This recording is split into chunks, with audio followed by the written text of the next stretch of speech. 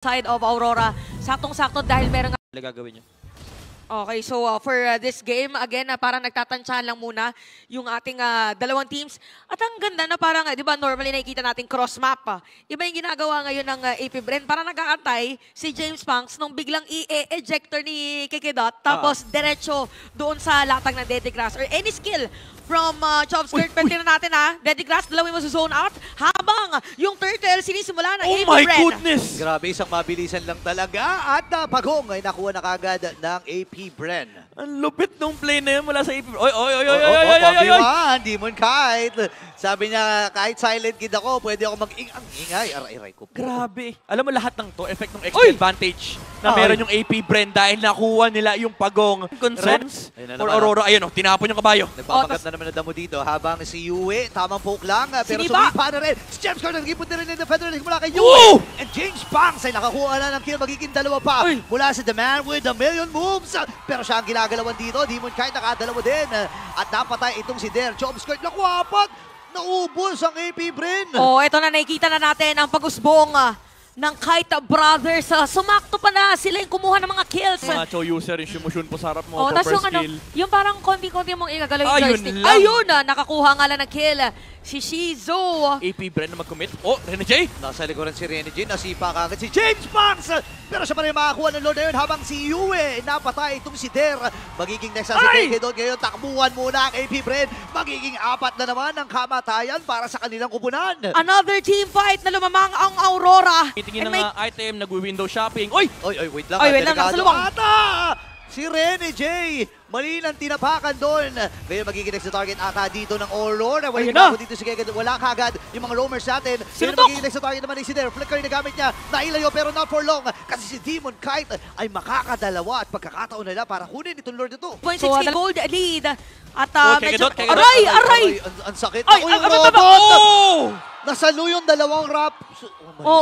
Parang game to sa... Kaso ang problema talaga nila itong Feathered Airstrike Ayun Ang magiging problema din ay mamamatay kagad ata ito si Keke. Pero sakto rin yung pasok ni Der and James Punks. At dito na yung mga washing sa may vertical. Takbo muna dito si Demon Kite. Hinahabol pa. Nandun yung follow up na vertical.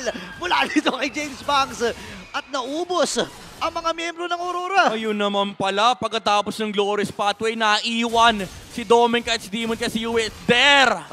Finding an initiation right there. Talagang kitang-kita niya. Sabi niya, anggulo ba hinaharap nyo? And tatlo yung nakita niya, nilabas niya yung protractor. Sinukat niya matindi. Narinig kasi kanina na parang, narinig ko yung pangalan. Sabi ni Midnight, I heard my name. Der. Naalala ko sa mga ganyan, pero pastuan sila Yawi tsaka sila Light Ayan na Okay. Magdidesisyon ba sila? Wala na kagad dito si Der. Kekidot! Si James Punks. Kailangan lumayo ni Domen Kite pero mamamatay kagad siya. Kulang na damage healer dito ang Aurora. Shizu! Ngayon si Demon Kite. Wow! At dito na yung Silent Kid. Nakiingay na. And James Punks with a kill.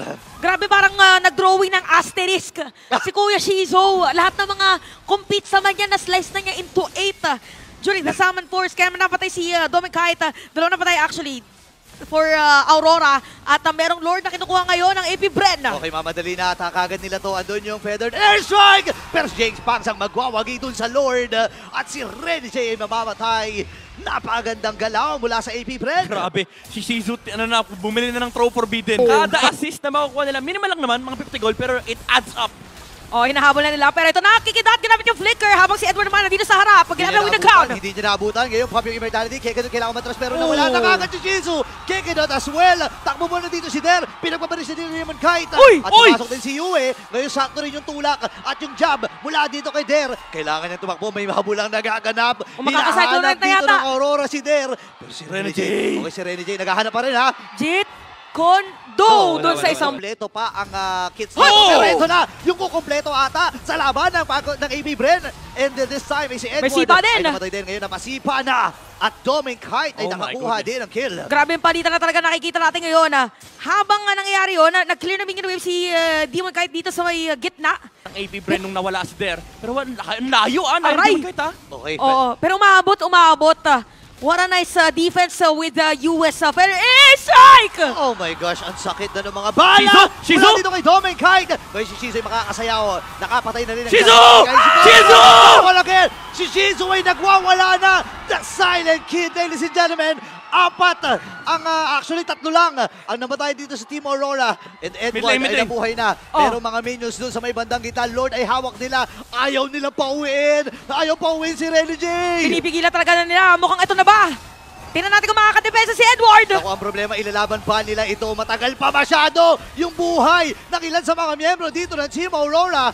At andito na yung kanilang mga minions. Ready na mag-base lock ang mga bees. And they will take the game number 1.